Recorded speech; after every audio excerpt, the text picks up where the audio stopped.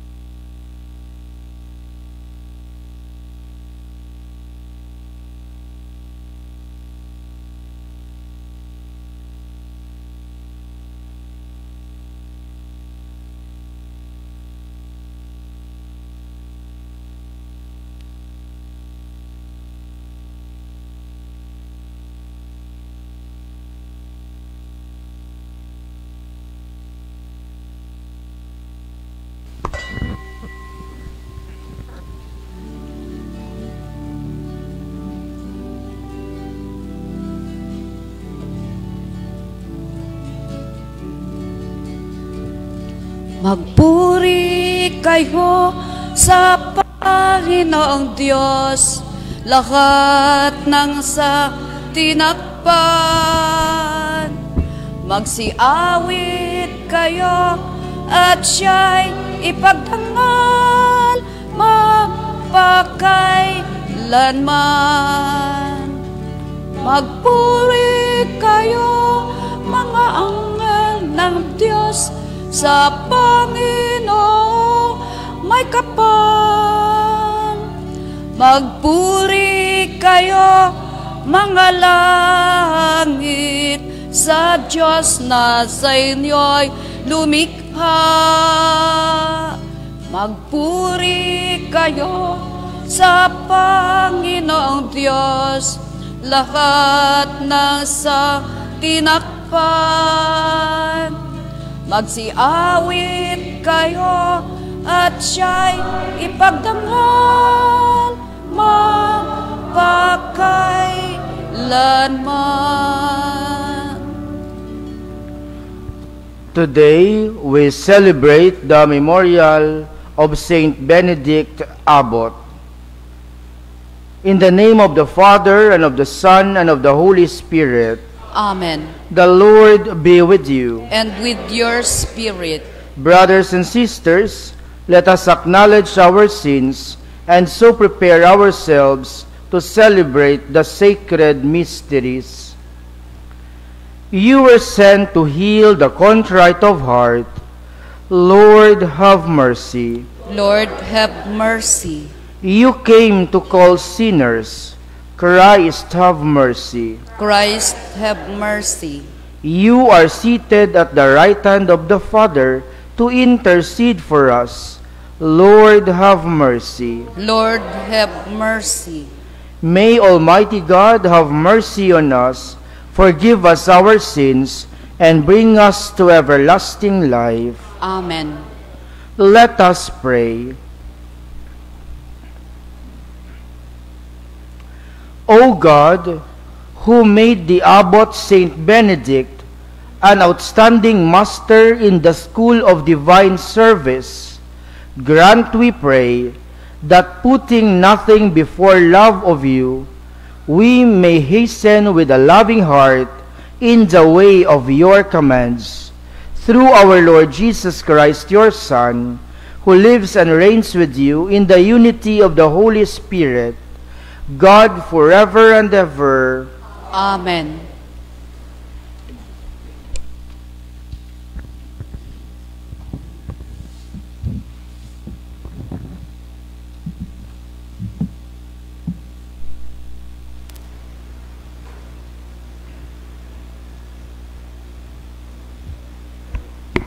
A reading from the book of the prophet Hosea. Thus says the Lord, when Israel was a child, I loved him. Out of Egypt I called my son. The more I called them, the farther they went from me, sacrificing to the Baals and burning incense to idols. Yet it was I who taught Ephraim to walk, who took them in my arms. I drew them with human cords. With bands of love, I fostered them like one who raises an infant to his cheeks. Yet, though I stopped to feed my child, they did not know that I was their healer. My heart is overwhelmed, my pity is stirred. I will not give vent to my blazing anger. I will not destroy Ephraim again. For I am God and not man, the Holy One present among you. I will not let the flames consume you.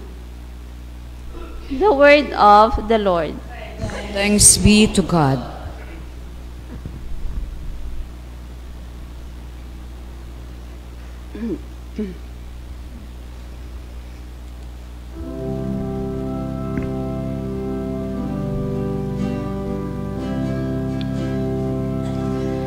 Let us see your face, Lord, and we shall be saved.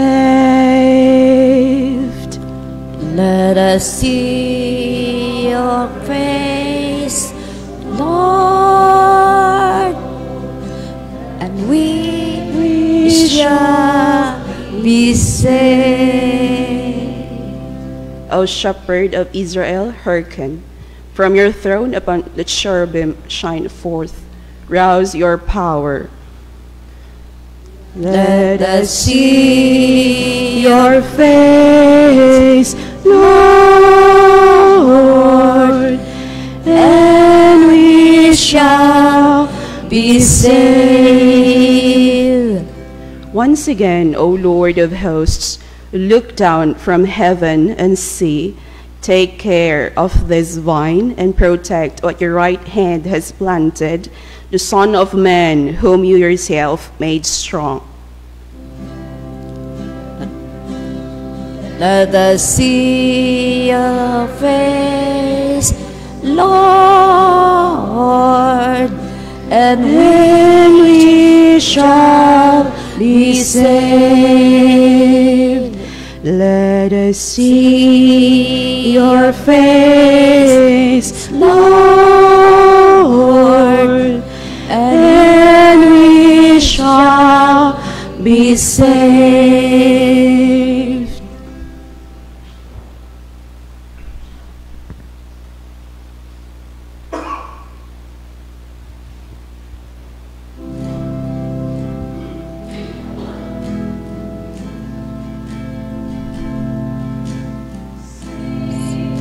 Hallelujah to the Lord. Sing hallelujah to the Lord. Sing hallelujah. Sing hallelujah. Sing hallelujah to the Lord. The Lord be with you. And with your spirit. A reading from the Holy Gospel according to Matthew. Glory to you, O Lord. Jesus said to his apostles, "As you go, make this proclamation, the kingdom of heaven is at hand. Cure the sick, raise the dead, cleanse the lepers, drive out demons. Without cost you have received, without cost you are to give. Do not take gold or silver or copper for your belts, no sack for the journey, for a second tunic, or sandals or walking stick. The laborer deserves his keep. Whatever town or village you enter, look for a worthy person in it, and stay there until you leave. As you enter a house, wish it peace. If the house is worthy, let your peace come upon it.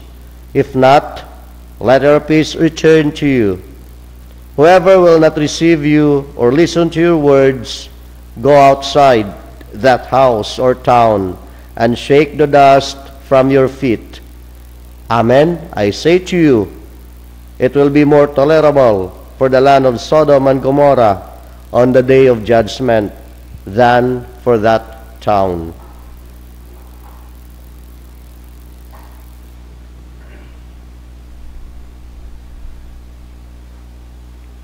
The Gospel of the Lord. Praise to you, Lord Jesus Christ.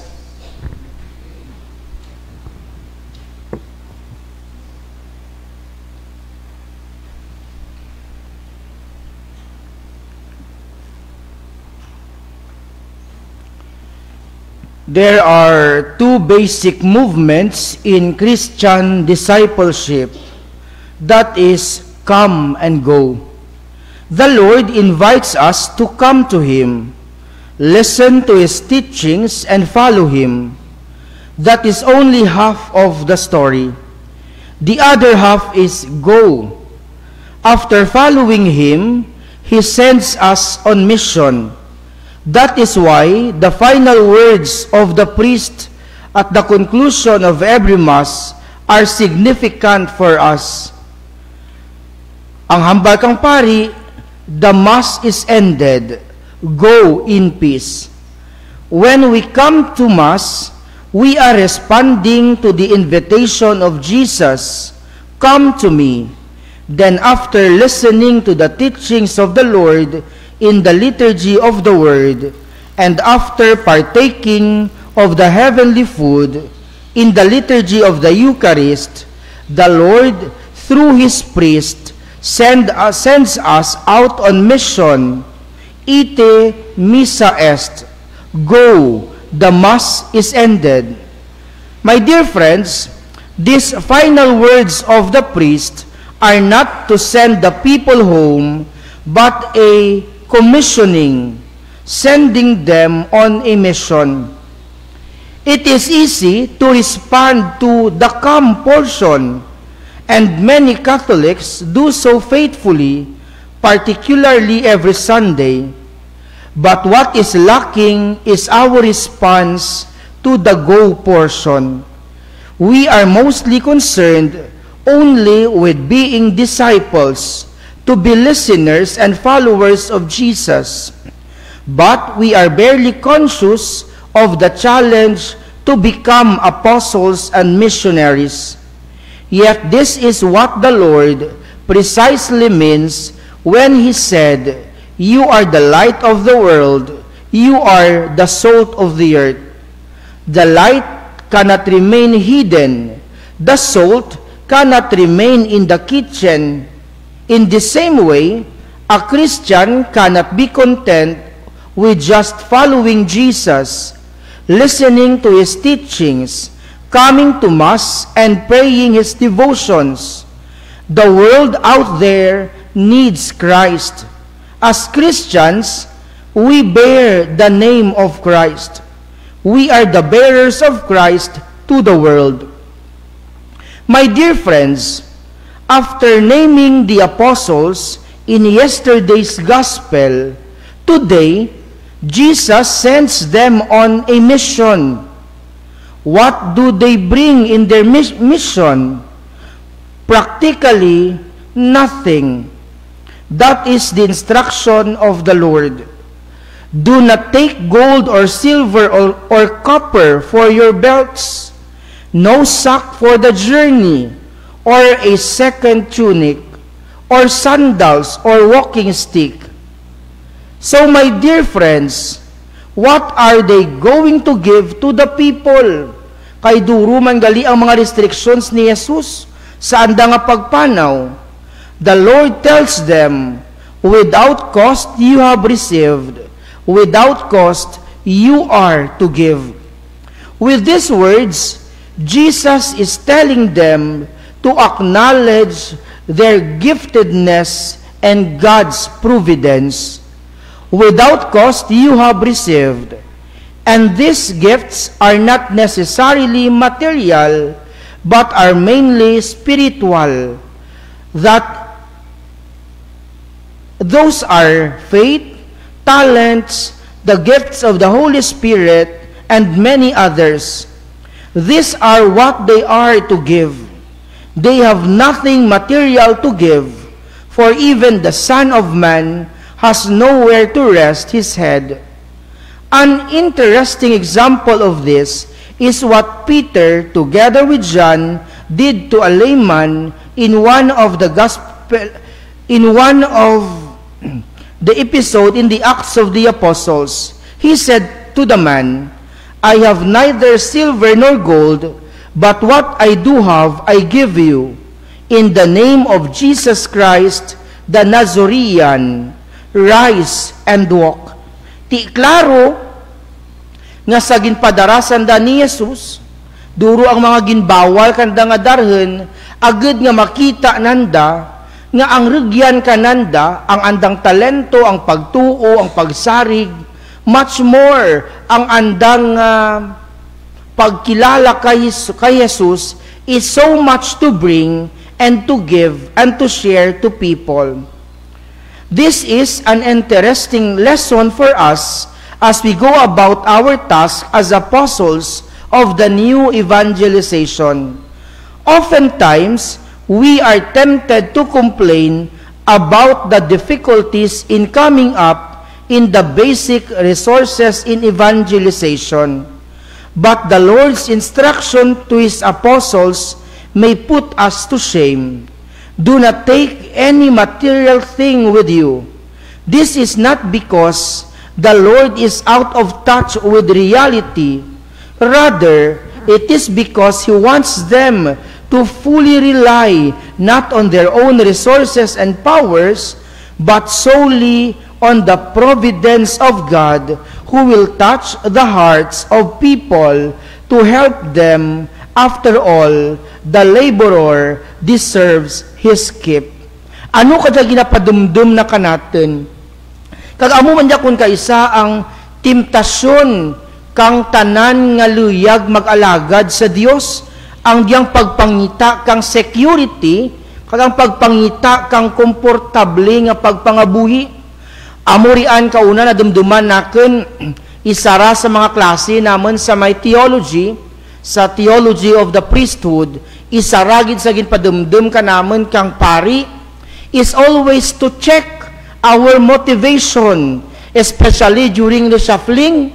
Kay kung magambal gani kang reshuffling, kung kaisa terken nimo ang imong kaugalingon bilang pari, kung kaisa mahambal kita nga ano ayan ang lugar nga sa iluhan naken, may signal balarog to, ay kung amor nan una ginapangita nimo, sigurado gid nga daw nagbulayloy ang imo nga pagkilala kag ang pagsabat sa diyang panawagan kang Dios sa pag-alagad. Hambal man kang pari ka naman, kung during the shuffling maminsar timo abing ang pagasayluhan bala naken nga lugar makasabat bala sa demand kang aken nga lifestyle, delikado man. Gani amo di ang ginapadumdum, hindi lamang kanamon nga kaparian, kundi kanaten mantanan. Kung nagapangita kita kang bed of roses sa diyang misyon nga gintugro ni Jesus kanaten, ati laban-laban nagtalang nagsala man kita. Gani amo diya ang manami tereken, andot ayan si Jesus nagpadumdum sa anang mga gintuton-an nga hindi magbitbit kang diyang mga extra. Bangod kay kung may extra gani, nangin hayahay kita, nangin komportable kita. Jesus himself is already enough. Kag andot nga ginahambal na dya sa anang apostoles, bangod kay kung kaisa, kung rugyan kita sa komportable, kung rugyan kita sa hayahay, nagakadura ang atin nga focus, nagakadura kita sa motibasyon natin nga ay gintawag ako, nagsabat ako, ginpadara ako, agad nga sa pag-alagad. Gani, amo di ang ginabili ni Jesus sa anang mga gintuton-an. Kung turukan natin, ginatawag natin diyang freedom from to freedom for.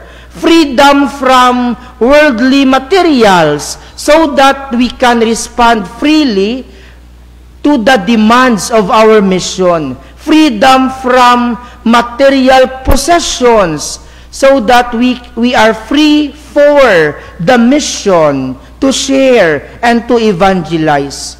My dear friends, this is clearly proven in the lives of the apostles at the early Christians and the saints. They had no computers, internet, Facebook, and smartphones, yet they were exceptionally effective in their mission. This is because they did not waste their time complaining about what they did not have, but they put to good use what they did have. The effectivity of their mission does not depend on what they have, but on what they are, true and faithful Christians. It is not what they give, but what they witness to with their lives that makes them great evangelizers and missionaries in the vineyard of the Lord. And so to end, my dear friends, let us always remember we are living in these difficult and uncertain times. People are clamoring for God's help and guidance.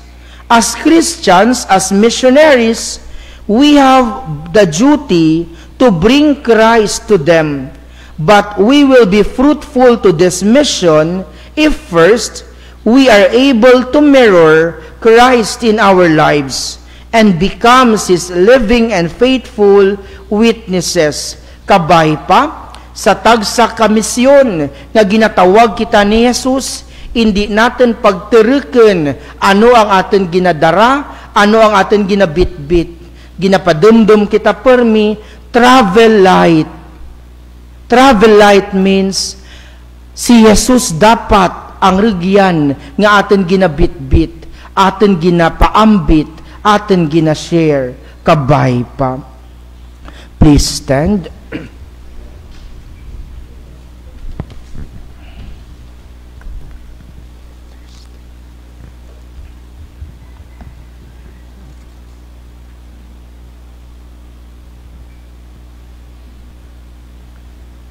In sending the apostles, Jesus told them to be hampered by a lot of provisions, but to trust in God and in the hospitality of those who received the gospel. Moreover, they were to give it without cost. Let us pray with confidence as we say, Lord, grant us your peace. Lord, grant us your peace.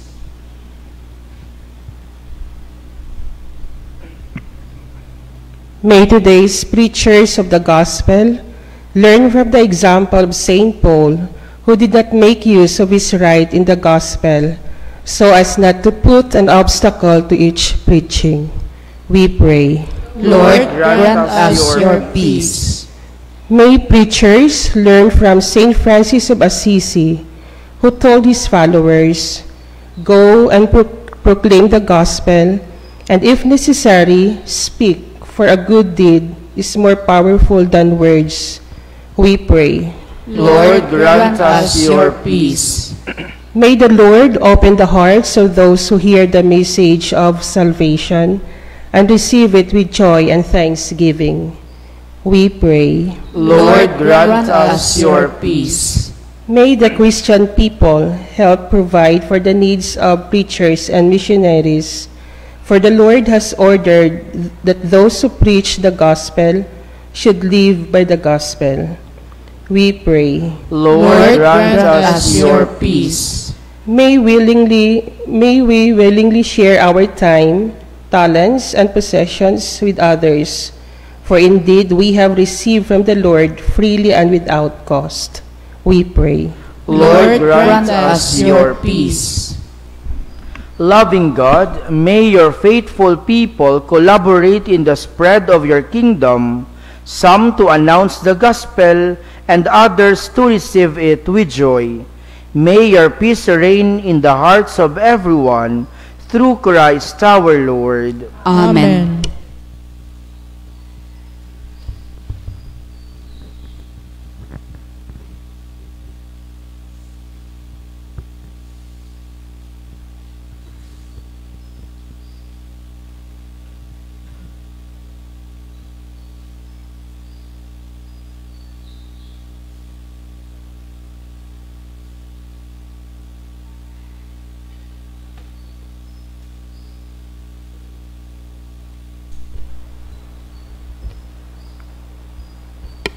Blessed are you, Lord God of all creation, for through your goodness we have received the bread we offer you, fruit of the earth and work of human hands. It will become for us the bread of life. Blessed be God forever.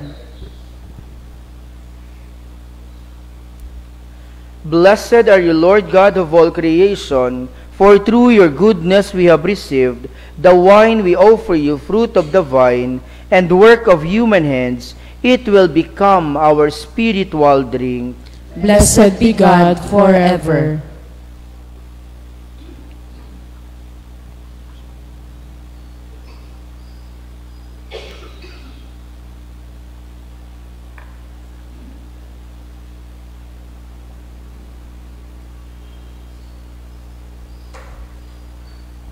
Pray, my dear brothers and sisters, that my sacrifice and yours may be acceptable to God, the Almighty Father. May the Lord accept the sacrifice at your hands for the praise and glory of his name, for our good and the good of all his holy church. Look kindly, Lord, upon these holy offerings, which we make in honor of Saint Benedict, and grant that by following his example in seeking you, we may merit the gifts of unity in your service and of peace, through Christ our Lord. Amen. The Lord be with you. And with your spirit. Lift up your hearts. We lift him up to the Lord. Let us give thanks to the Lord our God. It is right and just. It is truly right and just, our duty and our salvation, always and everywhere to give you thanks, Lord, Holy Father, Almighty and eternal God, for you are praised in the company of your saints, and in crowning their merits, you crown your own gifts. By their way of life, you offer us an example. By communion with them, you give us companionship.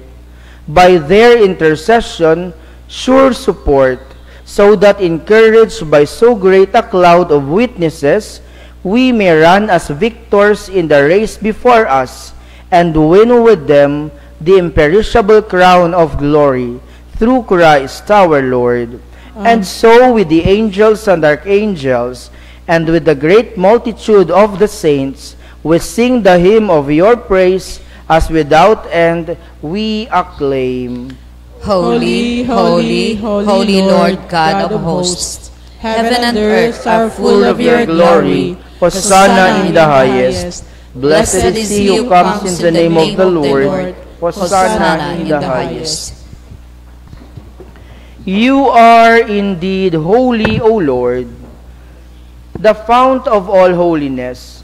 Make holy, therefore, these gifts, we pray, by sending down your Spirit upon them like the dewfall, so that they may become for us the body and blood of our Lord Jesus Christ. At the time he was betrayed and willingly entered into his passion, he took bread and giving thanks broke it and gave it to his disciples, saying, "Take this, all of you, and eat of it, for this is my body, which will be given up for you."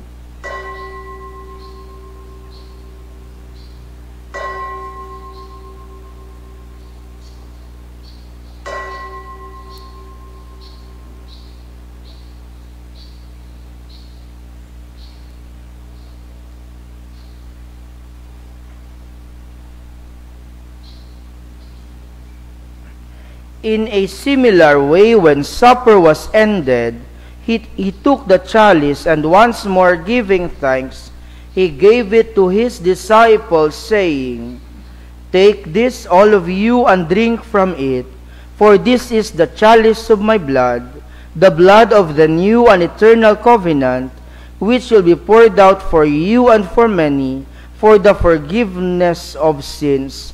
Do this in memory of me."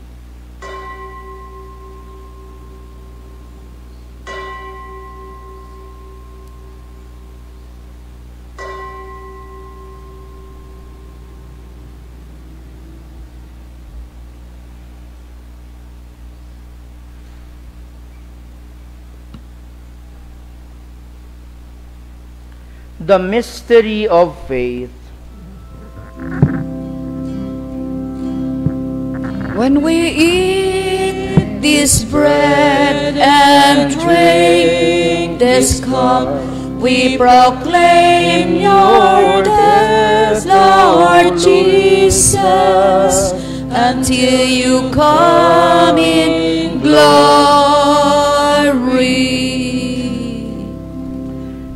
Therefore, as we celebrate the memorial of his death and resurrection, we offer you, Lord, the bread of life and the chalice of salvation, giving thanks that you have held us worthy to be in your presence and minister to you. Humbly we pray that partaking of the body and blood of Christ, we may be gathered into one by the Holy Spirit.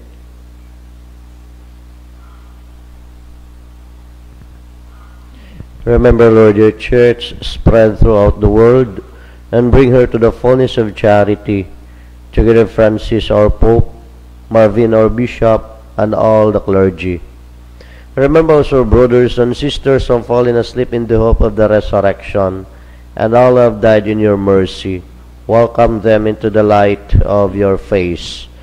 Have mercy on us all, we pray, that with the Blessed Virgin Mary, Mother of God, Saint Joseph, her most chaste spouse, with the blessed apostles, and all the saints who have pleased you throughout the ages, we may merit to be co-heirs to eternal life, and may praise and glorify you through your Son, Jesus Christ.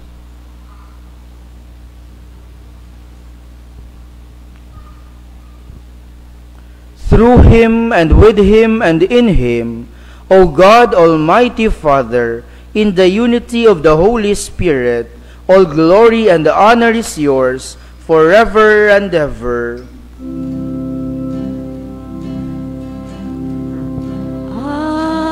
Amen. Amen. Amen.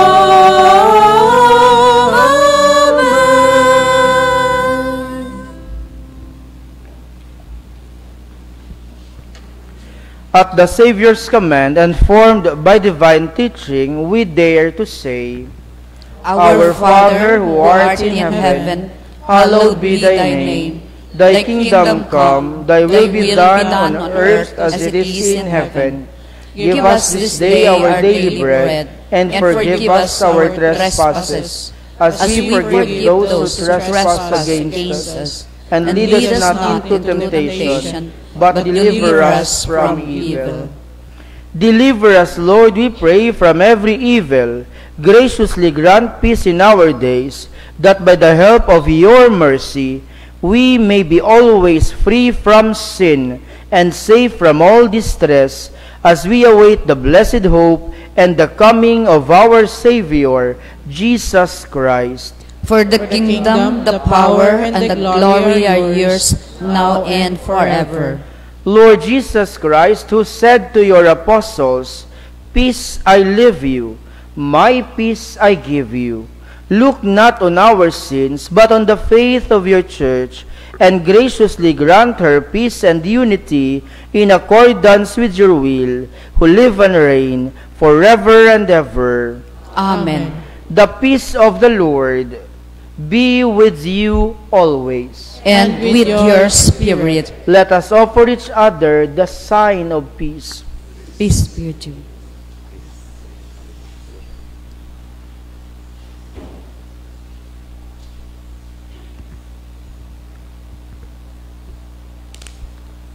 Lamb of God, you take away the sins of the world, have mercy on us. Lamb of God, you take away the sins of the world, have mercy on us. Lamb of God, you take away the sins of the world, grant us peace.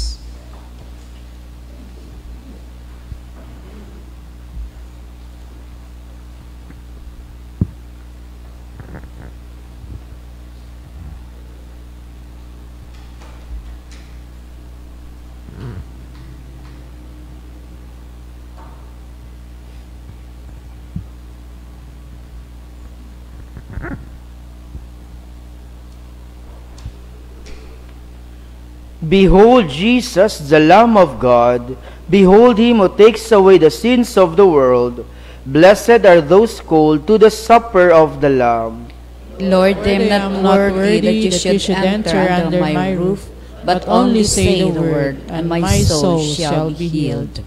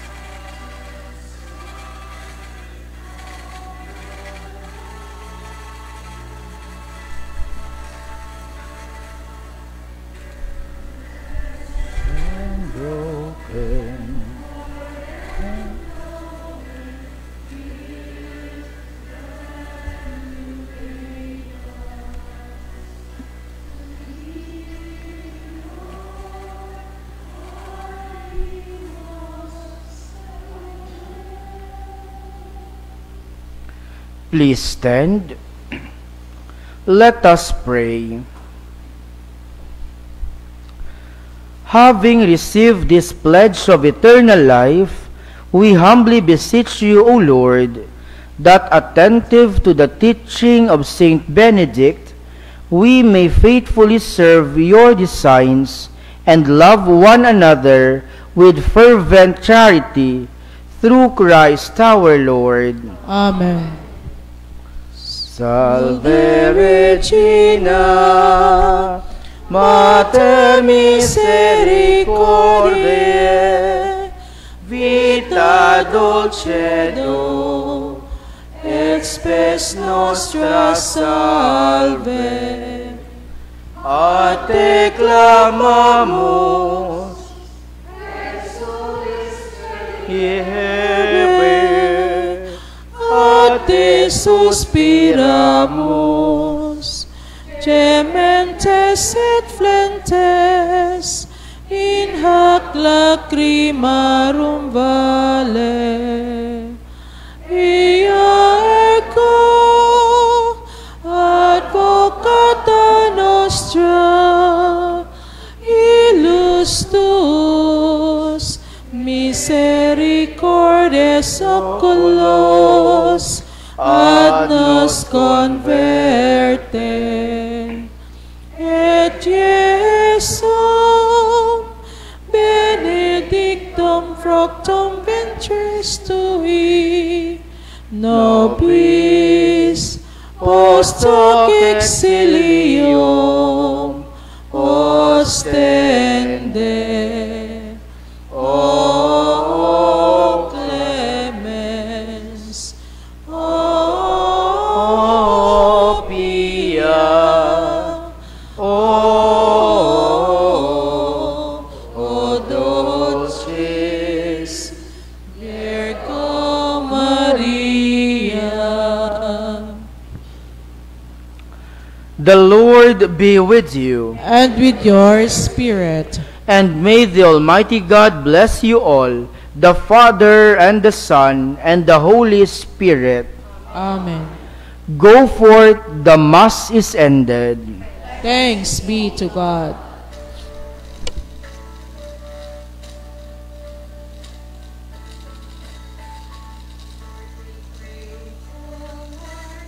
We joyfully celebrate entering Christ's life in its fullness. Holy Spirit, you revitalize, so that all may be one, and may have love. For we are gifted to give for the life of the world, Eucharistic servants of the Lord. For we are gifted to give for the life of the world,